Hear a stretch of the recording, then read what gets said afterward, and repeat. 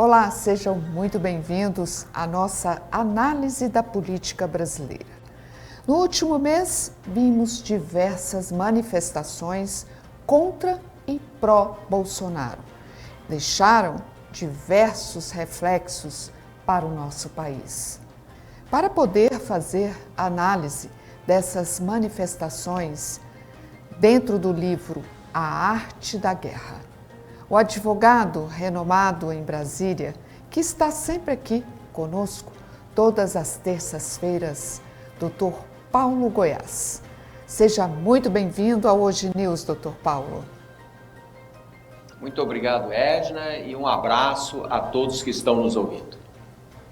Dr. Paulo, as manifestações realizadas pelos partidos de esquerda no dia 2 de outubro, pela centro-direita em 12 de setembro e da direita em 7 de setembro, mostraram o que para o nosso país? Quais foram os reflexos? Bom, em primeiro lugar, na minha visão, todas as três manifestações foram democráticas e legítimas dentro do Estado democrático de direito.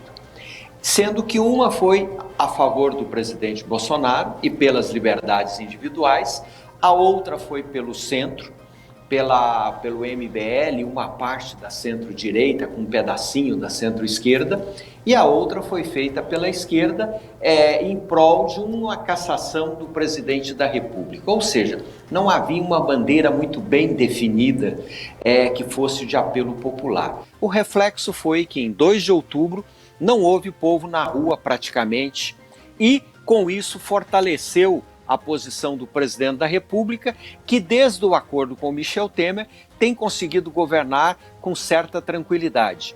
E isso está causando desespero naqueles que fazem oposição ao país. Por outro lado, os reflexos disso também têm um lado positivo. Ficou claro agora que se separou o joio do trigo e cada um vai no seu caminho, joio por um lado, o trigo por outro. Ambos são necessários, o trigo porque produz o pão e o joio porque pode produzir, inclusive, o óleo para ser usado nos veículos. Como você vê estas situações dentro da arte da guerra na política, Dr. Paulo? No meu sentir, a esquerda, ao convocar a mobilização sem ter certeza que levaria milhares de pessoas às ruas, ela cometeu um erro técnico. Ela fez com que a direita ampliasse e que ela diminuísse de tamanho. Nas últimas semanas, a esquerda e a oposição ao presidente Bolsonaro têm pedido terreno. Veja a CPI do Covid com o Luciano Hang, que conseguiu sair de lá muito mais forte do que entrou e com um detalhe, é um eventual candidato à vice-presidência da República e quem sabe até um eventual candidato à presidência da República, caso o presidente Bolsonaro não seja candidato por algum motivo.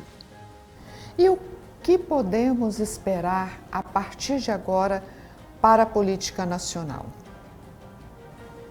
Bom, para mim o quadro zerou e nós sabemos que agora as eleições estão empatadas entre os grupos, sendo que a direita com um pouco mais à frente, o centro ainda pequeno porque não tem um líder, não tem um nome, e a esquerda também neste momento sem nome, porque a ausência do presidente Lula nas manifestações mostrou que ele está com medo do povo, e isso é ruim para uma candidatura, e agora todos estão embaralhados e o jogo começa. E nós passamos 2 de outubro, ou seja, nós estamos a 1 ano das eleições, menos 3 dias. Isso significa o quê? Que o processo eleitoral começou e eu tenho certeza que, inclusive, as pesquisas agora vão começar a dar outro retrato.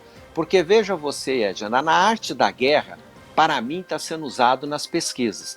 Quando eu mostro que todos os candidatos batem o presidente Bolsonaro, que tem forte apego popular, o que eu estou dizendo?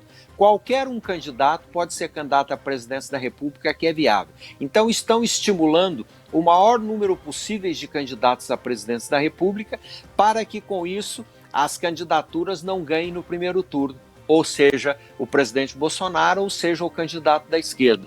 Com isso, o que nós vamos ter nesse cenário? Uma luta fraticida até mais ou menos abril do ano que vem, quando define os quadros partidários, quem está em cada partido, isso é a partir do dia 2 de abril, que é 6 meses antes das eleições, e aí o quadro vai estar mais assentado e as forças vão estar bem definidas para o processo eleitoral. Então esse é o ponto que nós vemos, e na arte da guerra agora é o seguinte: quem conduzir melhor o seu exército terá a vitória em 2 de outubro de 2022. Sugestão do Dr. Paulo, leia esse livro, viu? Para saber um pouco o panorama político que nós estamos vivendo. Obrigada, Dr. Paulo, pela sua participação no programa. Eu é que agradeço e tenham todos uma ótima semana. Até a próxima semana com mais uma análise política brasileira. Obrigada a você.